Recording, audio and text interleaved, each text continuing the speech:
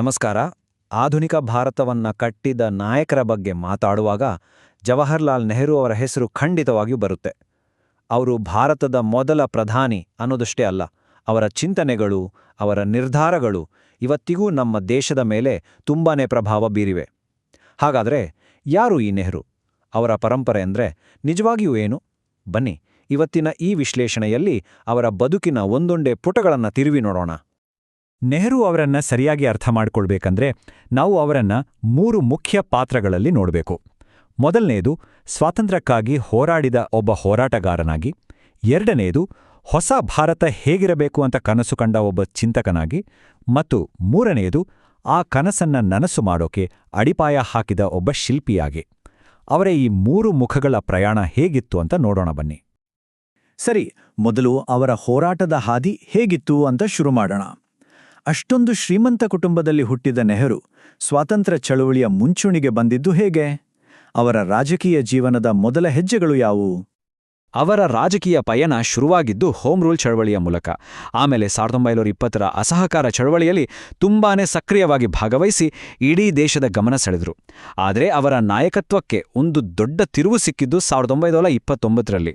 ಆವಾಗ ಅವರು ಲಾಹೋರ್ ಕಾಂಗ್ರೆಸ್ ಅಧಿವೇಶನದ ಅಧ್ಯಕ್ಷರಾಗಿ ಆಯ್ಕೆಯಾದರು.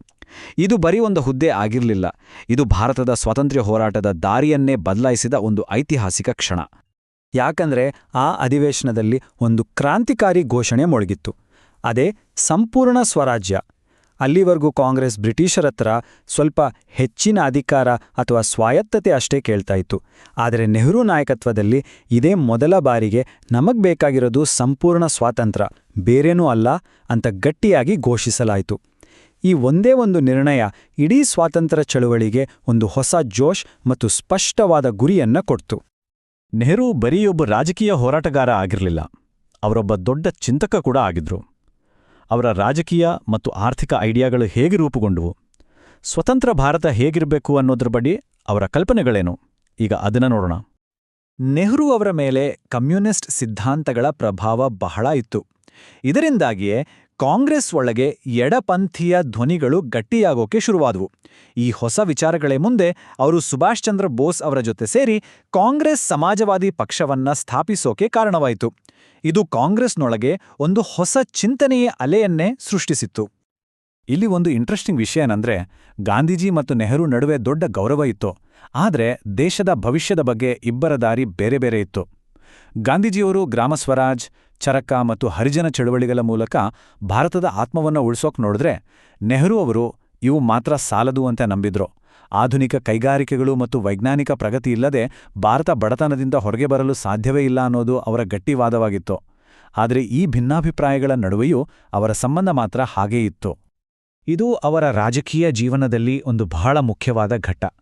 50ನೇ ರಾಷ್ಟ್ರೀಯ ಕಾಂಗ್ರೆಸ್ ಅಧಿವೇಶನದಲ್ಲಿ ನೆಹರು ಒಂದು ದೊಡ್ಡ ನಿರ್ಧಾರಕ್ಕೆ ಬಂದರು. ಅವರಿಗೆ ವೈಯಕ್ತಿಕವಾಗಿ ಸಮಾಜವಾದದ ಮೇಲೆ ಒಲವಿದ್ರೂ ಅದನ್ನ ಬದಿಗಿಟ್ಟು ದೇಶದ ಒಗ್ಗಟ್ಟಿಗೆ ಮೊದಲ ಆದ್ಯತೆ ಕೊಟ್ರು. ಕಾಂಗ್ರೆಸ್ ಹೋರಾಡೋದು ಪ್ರಜಾಪ್ರಭುತ್ವಕ್ಕಾಗಿ, ಸಮಾಜವಾದಕ್ಕಾಗಿ ಅಲ್ಲ ಅಂತ ಸ್ಪಷ್ಟವಾಗಿ ಹೇಳಿದ್ರು.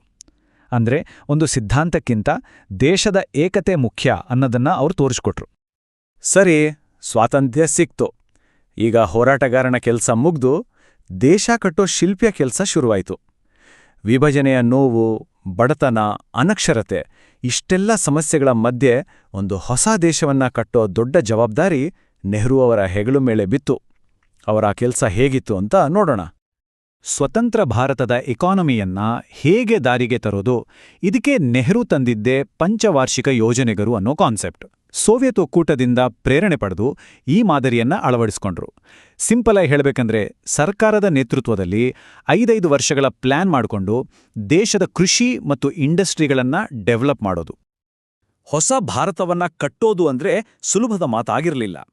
ಒಂದ್ ಕಡೆ ಸರ್ದಾರ್ ಪಟೇಲರ ಜೊತೆ ಸೇರಿ 100 ರಾಜಮನೆತನಗಳನ್ನ ಭಾರತದ ಜೊತೆ ಸೇರಿಸಬೇಕಿತ್ತು. ಇನ್ನೊಂದು ಕಡೆ ಆಡಳಿತಕ್ಕೆ ಸುಲಭ ಆಗ್ಲಿ ಅಂತ ಭಾಷೆಗಳ ಆಧಾರದ ಮೇಲೆ ರಾಜ್ಯಗಳನ್ನ ಪುನರ್ರಚನೆ ಮಾಡುವ ಮೂಲಕ ಪ್ರಜಾಪ್ರಭುತ್ವದ ಬೇರುಗಳನ್ನ ಗಟ್ಟಿ ಮಾಡಿದರು.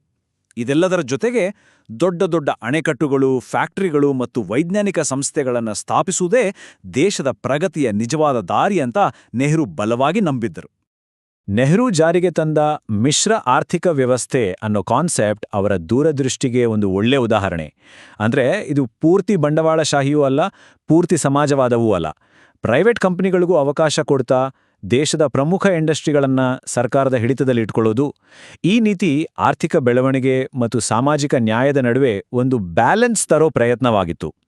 ಈ ಮಾಡೆಲ್ ಇವತ್ತಿಗೂ ಭಾರತದ ಎಕಾನಮಿಯ ಫೌಂಡೇಶನ್ ಆಗಿದೆ. ಒಂದು ಕಡೆ ನೆಹರು ದೇಶದ ರಾಜಕೀಯ ಆರ್ಥಿಕ ನೀತಿಗಳನ್ನು ರೂಪಿಸ್ತಾ ಇದ್ರೆ, ಇನ್ನೊಂದು ಕಡೆ ದೇಶದೊಳಗೆ ದೊಡ್ಡ ಸಾಮಾಜಿಕ ಬದಲಾವಣೆಗಳೂ ಆಗ್ತಾ ಇದ್ವು. ಬಿ.ಆರ್. ಅಂಬೇಡ್ಕರ್ ಅವರ ನೇತೃತ್ವದಲ್ಲಿ ಮಹಾಡ್ಕೆರೆ ಸತ್ಯಾಗ್ರಹ ಮತ್ತು ಕಾಲರಾಮ್ ದೇವಾಲಯ ಪ್ರವೇಶದಂಥ ಐತಿಹಾಸಿಕ ಹೋರಾಟಗಳು ನಡೀತಾ ಇದ್ವು. ಈ ಸಾಮಾಜಿಕ ಸುಧಾರಣೆಗಳು ಕೂಡ ಹೊಸ ಭಾರತದ ನಿರ್ಮಾಣಕ್ಕೆ ಅಷ್ಟೇ ಮುಖ್ಯವಾಗಿದ್ವು. ಸರಿ, ದೇಶದೊಳಗಿನ ಸವಾಲುಗಳನ್ನು ನಿಭಾಯಿಸ್ತಾ ನೆಹರು ಅವರು ಹೊರ ಜಗತ್ತಿನಲ್ಲೂ ಭಾರತಕ್ಕೆ ಒಂದು ಗೌರವದ ಸ್ಥಾನ ಕೊಡಬೇಕಿತ್ತು. ಶೀತಲ ಸಮರದಿಂದ ಜಗತ್ತು 2 ಭಾಗ ಆಗಿದ್ದಾಗ ಭಾರತದ ಪಾತ್ರ ಏನಾಗಿರಬೇಕು? ಈ ಬಗ್ಗೆ ನೆಹರು ಅವರ ವಿಷನ್ ಏನಿತ್ತು? ಈಗ ಚರ್ಚಿಸೋಣ. ಆ ಕಾಲದಲ್ಲಿ ಇಡೀ ಜಗತ್ತು 2 ಬಣಗಳಾಗಿ ಒಡೆದೋಗಿತ್ತು. ಅಮೆರಿಕ ಒಂದು ಕಡೆ, ಸೋವಿಯತ್ ಯೂನಿಯನ್ ಇನ್ನೊಂದು ಕಡೆ. ಇಂಥ ಟೈಮಲ್ಲಿ ನೆಹರು ಒಂದು ಅದ್ಭುತ ಐಡಿಯಾ ಮುಂದಿಟ್ರು. ಅದೇ ಅಲಿಪ್ತ ನೀತಿ. ಸಿಂಪಲ್ ಆಗಿ ಹೇಳೋದಾದ್ರೆ, ನಾವು ಅಮೆರಿಕದ ಟೀಮ್ನಲ್ಲೂ ಇಲ್ಲ, ಸೋವಿಯತ್ ಟೀಮ್ನಲ್ಲೂ ಇಲ್ಲ. ನಾವು ಸ್ವತಂತ್ರರು, ನಮ್ಮ ನಿರ್ಧಾರ ನಾವೇ ತಗೊಳ್ತೀವಿ ಅಂತ ಜಗತ್ತಿಗೆ ಹೇಳಿದ್ದು. ಇದು ಭಾರತಕ್ಕೆ ವಿಶ್ವದಲ್ಲಿ ಒಂದು ವಿಶೇಷ ಸ್ಥಾನ ತಂದ್ಕೊಡ್ತು. ಅವರ ವಿದೇಶಾಂಗ ನೀತಿಯ ಅಡಿಪಾಯವೇ ಪಂಚಶೀಲ ತತ್ವಗಳು, ಅಂದ್ರೆ ಶಾಂತಿಯುತ ಸಹಬಾಳ್ವೆಯ 5 ಸೂತ್ರಗಳು. ಈ ಸೂತ್ರಗಳ ಮೂಲಕ ನೆಹರು ಜಗತ್ತಿಗೆ ಹೇಳಿದ್ದು ಒಂದೇ: ನಾವು ಯುದ್ಧದ ಪರ ಇಲ್ಲ, ಶಾಂತಿ ಮತ್ತು ಸಹಬಾಳ್ವೆಯ ಪರ ಇದ್ದೀವಿ ಅಂತ. ದೊಡ್ಡ ಶಕ್ತಿಗಳ ಸಂಘರ್ಷದಲ್ಲಿ ಭಾಗಿಯಾಗೋ ಬದಲು ಭಾರತವನ್ನ ಜಾಗತಿಕವಾಗಿ ಶಾಂತಿಯ ಪ್ರಬಲ ಧನಿಯಾಗಿ ರೂಪಿಸೋದು ಅವರ ಗುರಿಯಾಗಿತ್ತು. ಹಾಗಾದ್ರೆ ಇಷ್ಟೆಲ್ಲ ನೋಡಿದ್ಮೇಲೆ ಕೊನೆಗೆ ಉಳಿಯೋ ಪ್ರಶ್ನೆ ಏನು? ನೆಹರು ಬಿಟ್ಟು ಹೋದ ಪರಂಪರೆ ಯಾವುದು? ಅವರ ನಿರ್ಧಾರಗಳು ಇವತ್ತಿನ ಭಾರತದ ಮೇಲೆ ಯಾವ ರೀತಿ ಶಾಶ್ವತವಾದ ಪ್ರಭಾವ ಬೀರಿವೆ? ಕೊನೆಯದಾಗಿ ಒಮ್ಮೆ ನೋಡೋಣ. ನೆಹರು ಅವರ ಪರಂಪರೆ ನಿಜಕ್ಕೂ ಬಹಳ ದೊಡ್ಡದು. ಇವತ್ತು ನಾವು ನೋಡೋ ಪ್ರಜಾಪ್ರಭುತ್ವದ ಬೇರುಗಳು, ದೊಡ್ಡ ದೊಡ್ಡ ಕೈಗಾರಿಕೆಗಳು, ವಿಜ್ಞಾನ ತಂತ್ರಜ್ಞಾನದ ಬೆಳವಣಿಗೆ, ಇದೆಲ್ಲದರ ಹಿಂದೆ ಅವರ ದೂರದೃಷ್ಟಿ ಇದೆ. ಎಲ್ಲಕ್ಕಿಂತ ಮುಖ್ಯವಾಗಿ 100 ಭಾಷೆ, ಧರ್ಮ, ಸಂಸ್ಕೃತಿಗಳಿದ್ದ ಈ ದೇಶವನ್ನ ಒಟ್ಟಾಗಿ ಕಟ್ಟಿ ವೈವಿಧ್ಯತೆಯಲ್ಲಿ ಏಕತೆ ಅನ್ನೋ ಮಾತಿಗೆ ನಿಜವಾದ ಅರ್ಥ ಕೊಟ್ಟಿದ್ದು ಅವರ ಅತಿದೊಡ್ಡ ಕೊಡುಗೆ. ಹಾಗಾದ್ರೆ ಒಂದು ಕ್ಷಣ ಯೋಚನೆ ಮಾಡಿ. ಒಂದು ಕಡೆ ಸಮಾಜವಾದದಂತಹ ದೊಡ್ಡ ಆದರ್ಶಗಳು, ಇನ್ನೊಂದು ಕಡೆ ಪ್ರಜಾಪ್ರಭುತ್ವದ ವಾಸ್ತವ. ಇವೆರಡನ್ನೂ ಬ್ಯಾಲೆನ್ಸ್ ಮಾಡೋಕ್ ಪ್ರಯತ್ನ ಪಟ್ಟ ನೆಹರು ಅವರ ಥರ ಒಬ್ಬ ನಾಯಕ ಇರಲಿಲ್ಲ ಅಂದಿದ್ರೆ ಇವತ್ತಿನ ಭಾರತದ ಪಯಣ ಹೇಗಿರ್ತಿತ್ತು? ಈ ಪ್ರಶ್ನೆಯೊಂದಿಗೆ ಇವತ್ತಿನ ವಿಶ್ಲೇಷಣೆಯನ್ನು ಮುಗಿಸೋಣ. ಯೋಚಿಸಿ ನೋಡಿ.